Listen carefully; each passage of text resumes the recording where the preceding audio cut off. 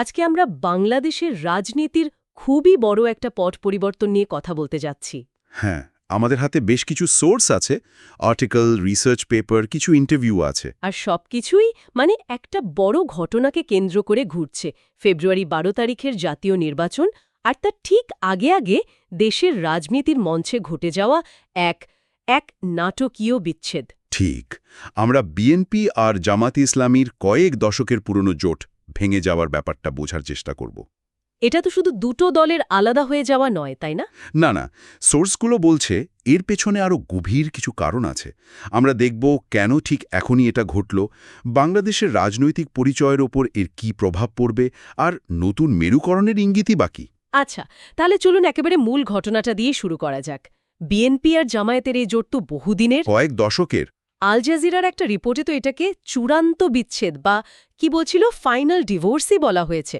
হঠাৎ কি এমন হলো যে এত বছরের সম্পর্ক ভেঙে গেল? দেখুন, দেখে তো মনে হচ্ছে বিএনপি নিজেদেরকে একটা নতুন ব্র্যান্ড হিসেবে প্রতিষ্ঠা করতে চাইছে। সোর্সে উদারপন্থী, গণতান্ত্রিক শক্তি, এই শব্দগুলো ব্যবহার করা হয়েছে। কিন্তু কেন? হঠাৎ করে এই পরিবর্তনের দরকার পড়ল কেন? ব্যাপারটা ঠিক তাই, তবে এর পেছনের কারণটা বুঝতে হলে আমাদের একটু ক্ষমতার শূন্যতার দিকে তাকাতে হবে।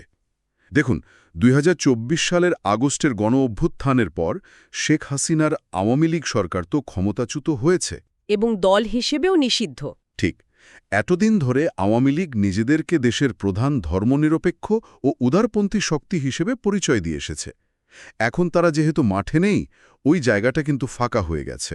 তার আপনি বলতে চাইছেন যে এটা শুধু আদর্শের লড়াই না, এটা আসলে একটা বিশাল রাজনৈতিক সুযোগ দখল করার চেষ্টা? একদম। বিএনপি ঠিক এই খালি জায়গাটা নেওয়ার চেষ্টা করছে। তাদের এই কৌশল শুধু কয়েকটা আসন জেতার জন্য নয়। তাহলে সোর্সগুলো ইঙ্গিত দিচ্ছে যে এটা একটা নতুন যুগে নিজেদের পরিচয়কে পুরোপুরি নতুন করে সংজ্ঞায় করার চেষ্টা। তারা দেখাতে চাইছে যে বাংলাদেশের উদারপন্থী রাজনীতির নতুন ধারক এখন তারাই। আর এখানেই সবচেয়ে অবাক করার মতো ব্যাপারটা ঘটছে। কোনটা? এই নতুন পরিচয় তৈরির জন্য বিএনপি তাদের পুরনো সবচেয়ে বড় হাতিয়ারটাকেই নতুন করে ব্যবহার করছে, ১৯৭১-এর মুক্তিযুদ্ধ। হ্যাঁ, এটা খুবই ইন্টারেস্টিং একটা পয়েন্ট। সোর্সগুলোতে পরিষ্কার উল্লেখ আছে যে বিএনপির শীর্ষ নেতারা এখন জনসভায় দাঁড়িয়ে সরাসরি মুক্তিযুদ্ধের কথা বলছেন।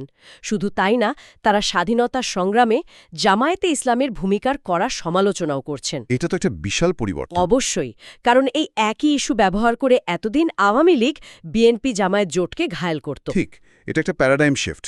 এতদিন যে অভিযোগের কারণে বিএনপি ডিফেন্সিভ থাকত, এখন সেই অভিযোগকেই তারা আক্রমণে ব্যবহার করছে। প্রথম আলোর একটা প্রতিবেদনে এই অদ্ভুত পরিস্থিতিটা খুব ভালোভাবে তুলে ধরা হয়েছে। হ্যাঁ, একদিকে বিএনপি নেতারা মুক্তিযুদ্ধের চেতনার কথা বলছেন, আবার অন্যদিকে জামায়াতের সমালোচনা করছেন। আর জামায়াত কি করছে? তারা ৭১-এর যুদ্ধকে ২০২৪-এর গণ-অভ্যুত্থানের সাথে তুলনা করে একটা নতুন ন্যারেটিভ তৈরির চেষ্টা করছে। তার জামায়াত তাদের অতীতের ভূমিকাটাকে বর্তমানের আন্দোলনের সাথে মিলিয়ে একটা বৈধতা দেওয়ার চেষ্টা করছে। হ্যাঁ, অনেকে এটাকে ইতিহাসকে নিজেদের মতো করে লেখার চেষ্টা হিসেবেই দেখছে। আর এই লড়াইটা এখন ব্যক্তিগত আক্রমণ বা রাজনীতিক মতবিরোধের ঊর্ধ্বে চলে গেছে। তাহলে এটা কিসের লড়াই? এটা এখন দেশের ফাউন্ডিং স্টোরি বা রাষ্ট্র গঠনের মূল ভিত্তিটা কার, সেই লড়াইয়ে পরিণত হয়েছে। আর এখানেই দুই দলের পথ সম্পূর্ণ আলাদা হয়ে যাচ্ছে। এটা তো গেল ইতিহাসের লড়াই, কিন্তু সোর্সগুলো বলছে এই বিভেদ শুধু অতীতে আটকে নেই। না, একেবারেই না। বর্তমানে সামাজিক বিষয়গুলো, বিশেষ করে নারী অধিকারের মতো স্পর্শকাতর বিষয়েও তাদের মধ্যে আকাশ-পাতাল পার্থক্য তৈরি হয়েছে। জামায়াতের নারী বিষয়ক দৃষ্টিভঙ্গি নিয়ে তো বেশ কিছু বিস্ফোরক তথ্য উঠে এসেছে। হ্যাঁ, দ্য প্রিন্টের একটি ভিডিও রিপোর্ট এই বিষয়টাতে আলো ফেলেছে। সেখানে জামায়াতের একজন নেতা আরেকটি মন্তব্যকে কেন্দ্র করে ব্যাপক বিতর্ক তৈরি হয়। কি বলেছিলেন তিনি? তিনি বলেছিলেন, দলের নেতৃত্বে কোনো নারীর আশাটা নাকি আল্লাহর ইচ্ছার বিরুদ্ধে। এর সাথে কর্মজীবী নারীদেরকে পতিতাবৃত্তির সঙ্গে তুলনা করে একটি কথিত টুইটের কথাও রিপোর্টে এসেছে, যা নিয়ে প্রচণ্ড সমালোচনা হয়। ওহ, এটা তো বেশ বড়সড় অভিযোগ। আর বিএনপি ঠিক এই সুযোগটাই কাজে লাগাচ্ছে, তাই না? ঠিক তাই। এটা বিএনপির জন্য নিজেদের উদারপন্থী প্রমাণ করার একটা বড় সুযোগ তৈরি করে দিয়েছে। কিভাবে? পিটিআই নিউজ এজেন্সিকে দেয়া একটা সাক্ষাৎকারে বিএনপির নেত্রী জেবা আমিন খান একেবারে ভিন্ন একটা চিত্র তুলে ধরেছেন। তিনি বলছেন, তাদের দলে একটা শক্তিশালী মহিলা উইং আছে, তারা নারীদের ইলেকশনের টিকিট দিচ্ছে। এবং শুধু নারী নয়, হ্যাঁ, বিশেষ চাহিদাযসম্পন্ন ব্যক্তি থেকে শুরু করে সব ধরনের সংখ্যালঘুদের রাজনীতিতে অন্তর্ভুক্ত করার উপর জোর দিচ্ছে। তিনি জামায়াতের রক্ষণশীলতার বিপরীতে নিজেদেরকে একটা অন্তর্ভুক্তমূলক বা ইনক্লুসিভ রাজনৈতিক শক্তি হিসেবে দাঁড় করাচ্ছেন। তার মানে এটা এখন শুধু রাজনৈতিক জোট ভাঙা নয়, এটা দুটো ভিন্ন সামাজিক দর্শন বা ওয়ার্ল্ড ভিউর লড়াইয়ে পরিণত হয়েছে। একদম। কিন্তু এই লড়াইয়ে কি শুধু বিএনপি আর জামায়াতই আছে? ইসলামপন্থী রাজনীতির অঙ্গনে আর কারা কি ভাবছে? এখানেই বিষয়টা আরও জটিল আর মজার হয়ে উঠছে। লড়াইটা শুধু বিএনপি আর জামায়াতের মধ্যে সীমাবদ্ধ নেই। সময় টিভির একটা ক্লিপে দেখা যাচ্ছে দেশের আরেকটা প্রভাবশালী ইসলামপন্থী দল হেফাজতে ইসলাম জামায়াতের কড়া সমালোচনা করছে। হেফাজতে ইসলাম তারাও?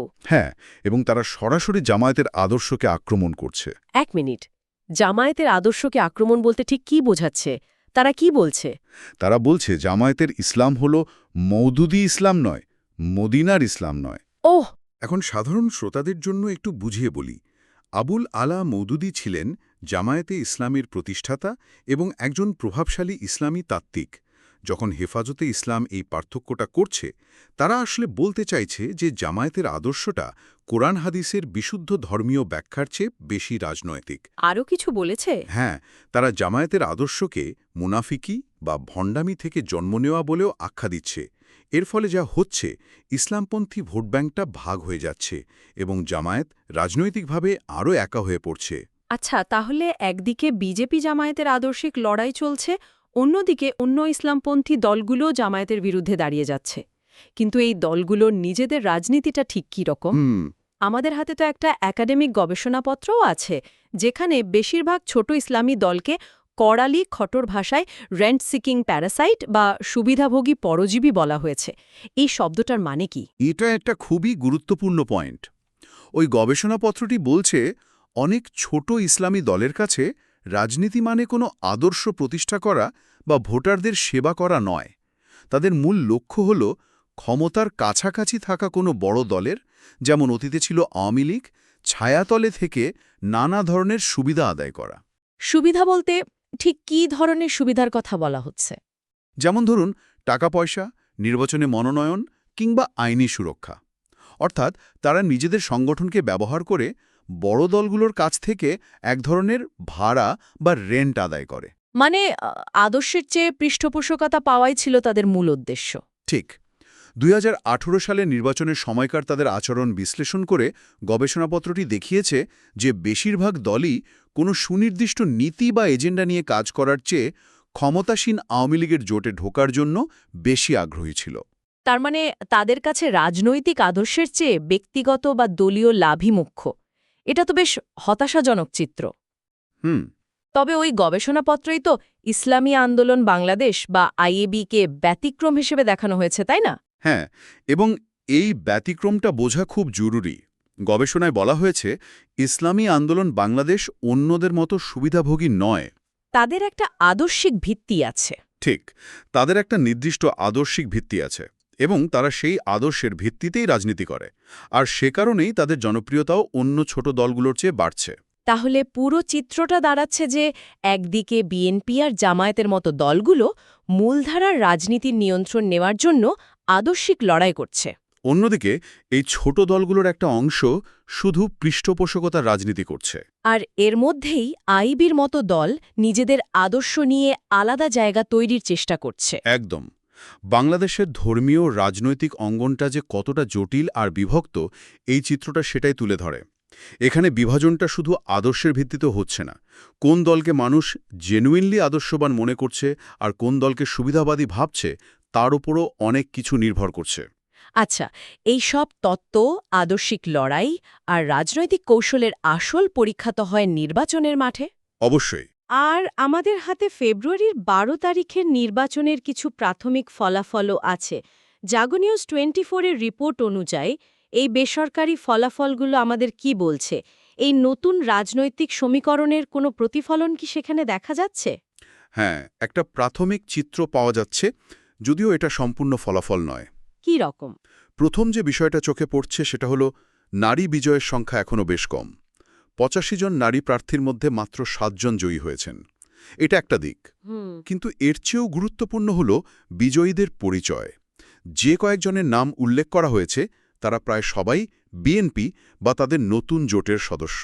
আর এখানেই তো বিষয়টা আরও দিলচাস্প হয়ে উঠছে, কারণ সোর্স বলছে এই বিজয়ী বিএনপি নেত্রীদের কয়েকজন সরাসরি জামায়াত বা অন্য ইসলামপন্থী দলের প্রার্থীদের হারিয়ে জিতেছেন। ঠিক ধরেছেন। তার মানে ভোটাররা একটা বার্তা দিয়েছে। অবশ্যই। যেমন ঝালকাঠি 2 আসনের কথাই ধরুন, সেখানে বিএনপি জোটের প্রার্থী সরাসরি জামায়াতের প্রার্থীকে পরাজিত করেছেন। আবার মানিকগঞ্জ 3 আসনে বিএনপির প্রার্থী হারিয়েছেন বাংলাদেশ খেলাফত মজলিসের প্রার্থীকে।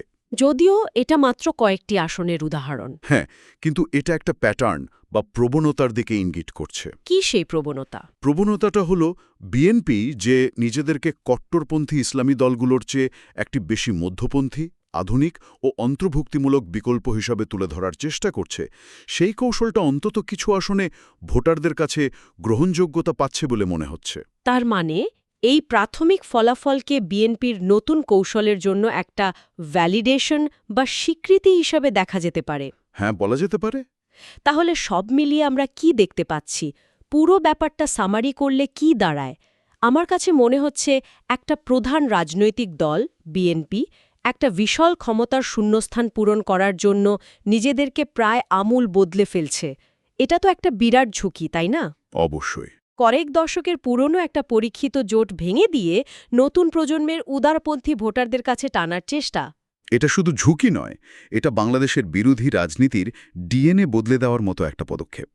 জামায়াতের সাথেই বিচ্ছেদের ফলে দেশের পুরো রাজনীতিক মানচিত্রটাই নতুন করে আঁকা হচ্ছে। তার মানে এখন মূল প্রশ্ন শুধু এটা নয় যে পরবর্তী নির্বাচনে কে জিতবে বা কে দেশ শাসন করবে।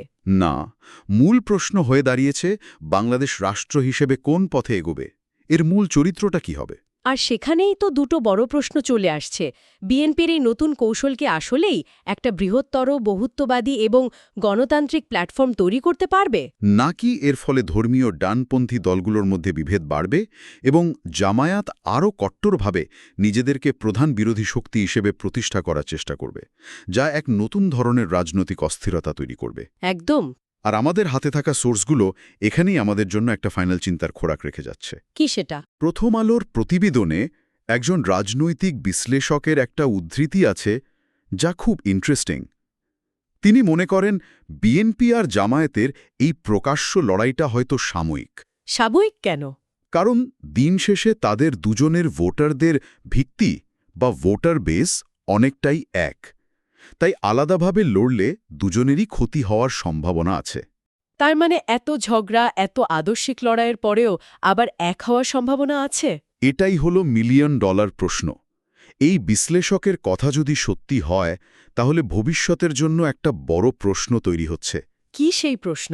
এই প্রকাশ্য এবং তিক্ত আদর্শিক লড়াইয়ের পর বিএনপি ও জামায়াত যদি কোনো এক পর্যায়ে গিয়ে বোঝে যে তারা একে অপরকে ছাড়া জিততে পারছে না, তাহলে কি পর্দার আড়ালে কোনো প্র্যাগম্যাটিক বা বাস্তববাদী জোটের সম্ভাবনা আবারও তৈরি হতে পারে? নাকি বিএনপির এই কৌশলগত পরিবর্তনটা এতটাই গভীর যে তা বাংলাদেশের বিরোধী রাজনীতির চরিত্রকে চিরদিনের জন্য বদলে দিয়েছে? এই প্রশ্নের উত্তরই হয়তো আগামী দিনের রাজনীতি নির্ধারণ করে দেবে।